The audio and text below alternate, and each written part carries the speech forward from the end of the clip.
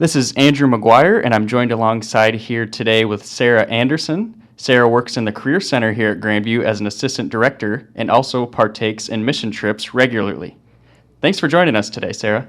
You're welcome. Happy to be here. What are your roles when it comes to these mission trips? I'm their team lead for education programs. So we serve about 280 children that we support through sponsorship. And about 80 are preschool, and then the other 200 are students in 4 different schools that we work with. Why, personally, do you do it? I've found some themes that have been pretty consistent in my life, which are education and advocating for those that do not have a voice.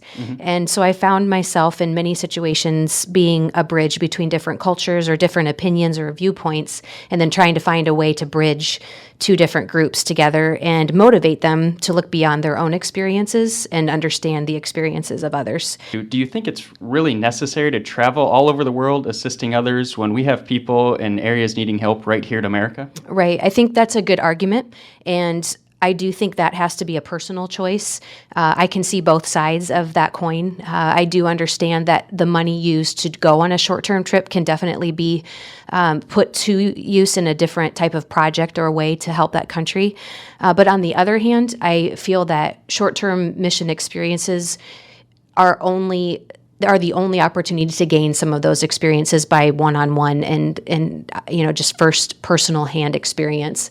So I don't know how you would get that understanding of another culture and of the need of other countries than going and seeing it yourself. Right. Now, if you want to go and see it yourself, funding is kind of a big issue. When it comes to raising money for your trips, is it hard getting people to donate to such a cause, that being you're leaving the country for another one to use that money towards their life improvements? Is that something Good that's question. hard? Yeah, it can be. I've become more comfortable asking and realizing that sometimes a small percentage of people feel led to give, and that's okay.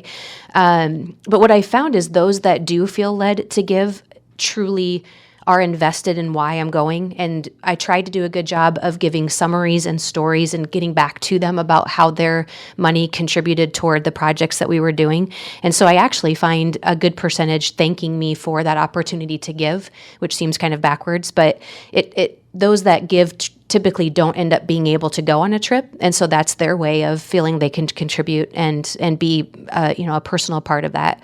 You talk about the lifestyle we're familiar with here and how we're kind of go versus what they have where you travel to. What keeps you from going in with American ideas and kind of the ways we do things that get forced onto Haitian culture? Yeah, I think for me, what's kept me from doing that is the relationship. So I was fortunate enough to have really good training before I went down, and I purposely tried to focus on getting to know people and connecting with them before I tried to go into work mode or solve problems. And so for me, that has been a huge blessing because I do find that I have a good core group of people I can count on and ask about that are Haitian that will give me the honest answer. And sometimes it's not the easy answer, and sometimes it can make some tough decisions between even my people that I work with and trying to convince them that the Haitian way may be better, but that there's a compromise there. But if you advocate for that culture and you remember you're a guest there, I think that's the best approach to take, and then just allow that time to pass until there can be an agreement, not to push it too hard or too fast. Right.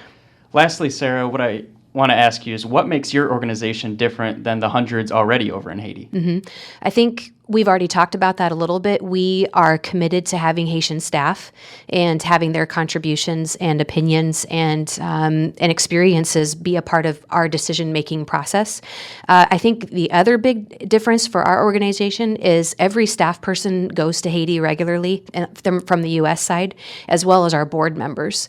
And so when we are making decisions, there are consistently people within that decision-making body that have been to Haiti recently that know personally what the goings-on are. And so they're not disconnected from that community that we serve in. They're very connected. They understand. They've recently been updated or been there themselves.